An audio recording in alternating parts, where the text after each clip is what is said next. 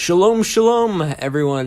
This class is on the Zera Shimshon, Parashat Eikev, and the topic of this class is on the Manna, or the heavenly food. So in the Parsha this week, there's a verse that says, Hama'achilecha man bamidbar asher lo yad'un avotecha lema'an anotecha ulma'an nasotecha lehetivecha be'acharitecha.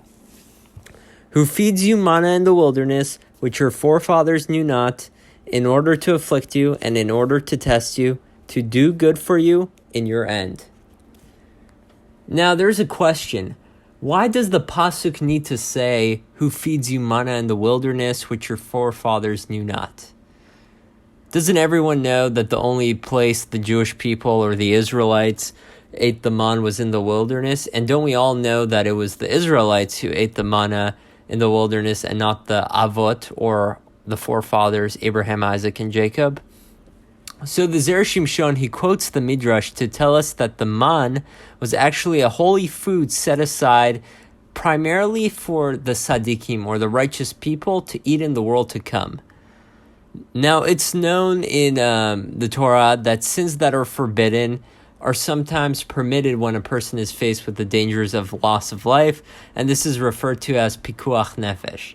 Based on this, we can explain that the sole reason the Israelites or the Jews were provided the manna and allowed to eat manna in the wilderness was due to their lack of food. It was a matter of literally life and death, or life and limb, pikuach nefesh.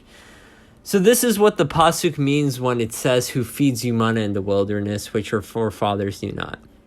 With these words, the Torah was telling us the reason the Israelites merited eating the manna was due to the fact that they were in the wilderness without food, which was literally a matter of life or death, or pikuach nefesh. They literally had nothing to eat or drink. So the Gemara tells us that God allowed three people a taste of the world to come: Abraham, Isaac, and Jacob. And it's informing us that even though God allowed our forefathers to taste the food of the higher world, or the olam haba, the man from the heavens, this was just a taste that they got. He did not allow them to truly consume the manna. The Israelites in the wilderness, on the other hand, in the middle of the desert, were literally fed the food of the world to come. Now, there's another question that's brought down. Why does the pasuk then say, in order to afflict you?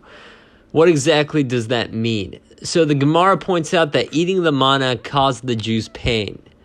And how were they pained by the manna? Answers the Zera Shimshon, it was because they were unable to save any of it from day to day, and they had literally nothing to fall back on. Such pain is hard to bear, since, as the Gemara goes on to say, there is no comparing life with bread in your basket to life without bread in your basket. Also, the Zera Shimshon mentions a few parshas back that, like, another aspect of the man was that although it could taste like whatever they wanted, like it could taste like meat, it didn't have the color, smell, or texture of their heart's desire. It just looked like pretty much bland. It didn't look like meat, even though if they wanted it to taste like meat. So to summarize this all up, the Jews in the wilderness, they needed the man because they had no other food. And it was a matter of pikuach nefesh, or of life and death.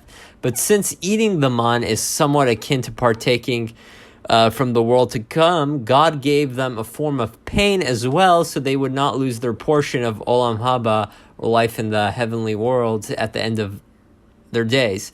So since they had pain along with the pleasure, God ensured that their full allotment of the world to come would still be waiting for them at the proper time. And this class is dedicated for the neshama of Rabbi Shimshon Chaim Nachmani. Until next week, Shabbat Shalom.